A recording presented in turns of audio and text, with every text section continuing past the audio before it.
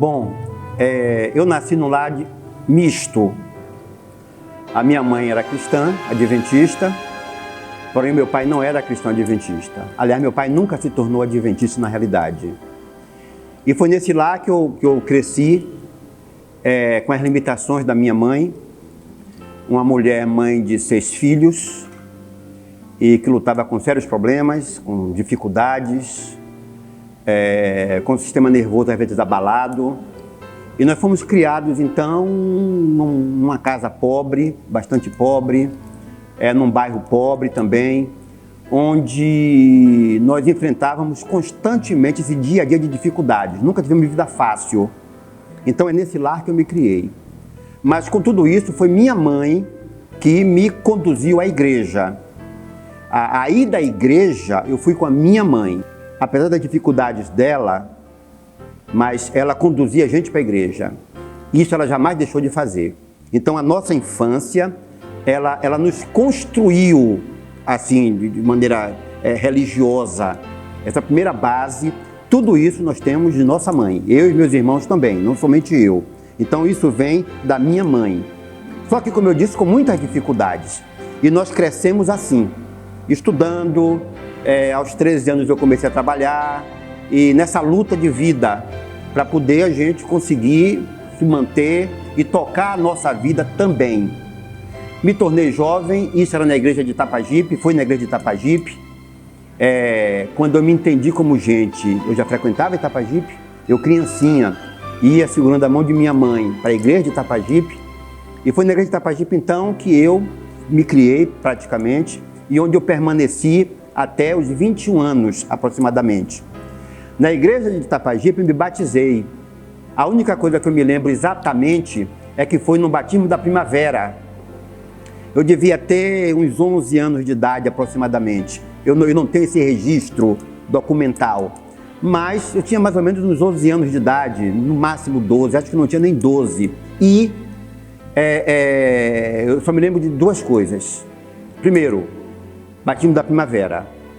Segundo, muita chuva torrencial, parecendo que ia derrubar a igreja.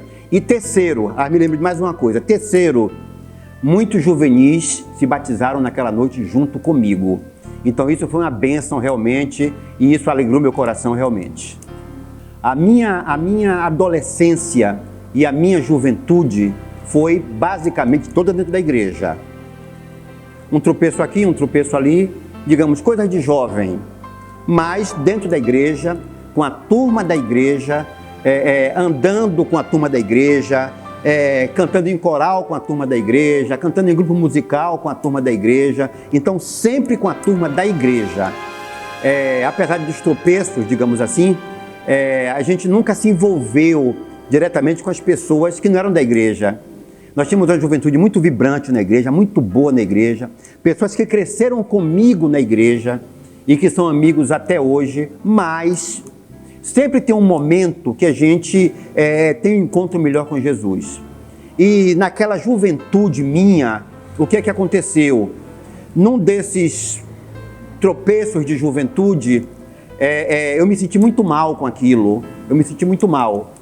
E após me sentir tão mal assim, que eu retornei para casa, a minha impressão é que a minha oração não passava do teto.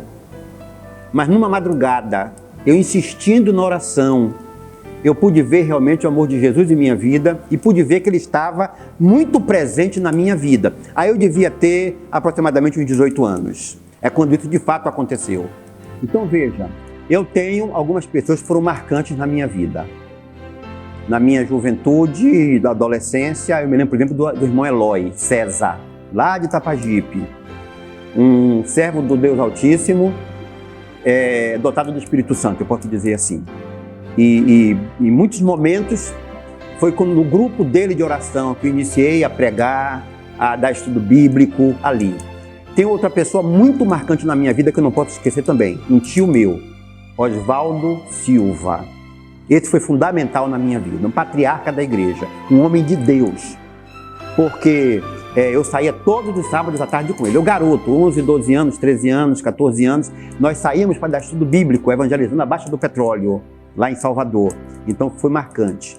E tenho meus irmãos que são marcantes. Por exemplo, eu tenho o Newton, que é marcante na minha vida, apesar de mais novo do que eu. Em alguns momentos, Newton foi marcante na minha vida.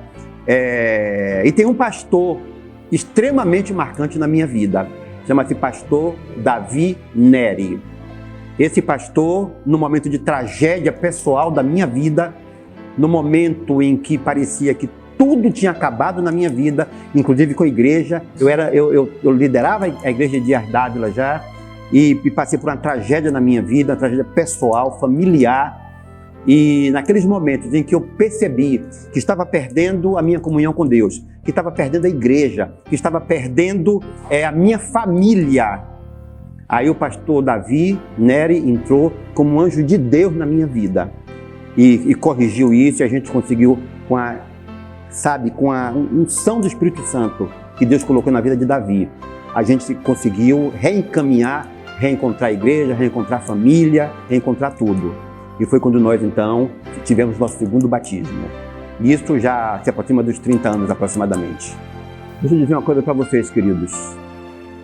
Se há alguém que teve tropeços na vida, esse alguém fui eu.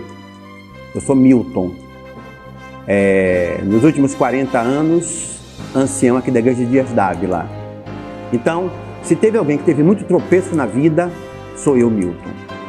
Se há alguém que em algum momento teve motivos para se afastar da igreja, sou eu, Milton. Para estar fora dos caminhos de Deus, sou eu, Milton.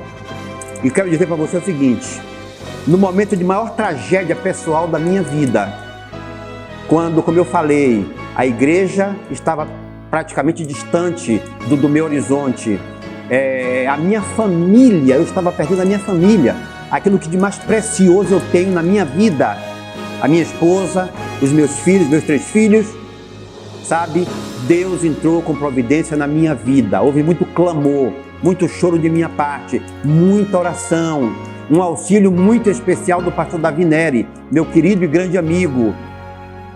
E Deus agiu, e Deus me converteu, e Deus me transformou, e Deus me salvou.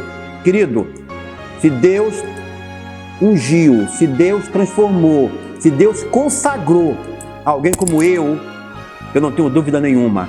Deus pode transformar a sua vida, Ele pode restaurar a sua vida, Ele pode salvar a sua vida. Então, por favor, se volte para Deus. Jesus é o mesmo ontem, hoje e continuará sendo eternamente. Então não desista. Está tudo se acabando dentro de você. As coisas estão negras, as nuvens estão encobrindo você. Parece que não tem solução. Meu amigo, Jesus continua sendo a grande solução para a sua vida. Então, por favor, não desista. Jesus é tudo para você.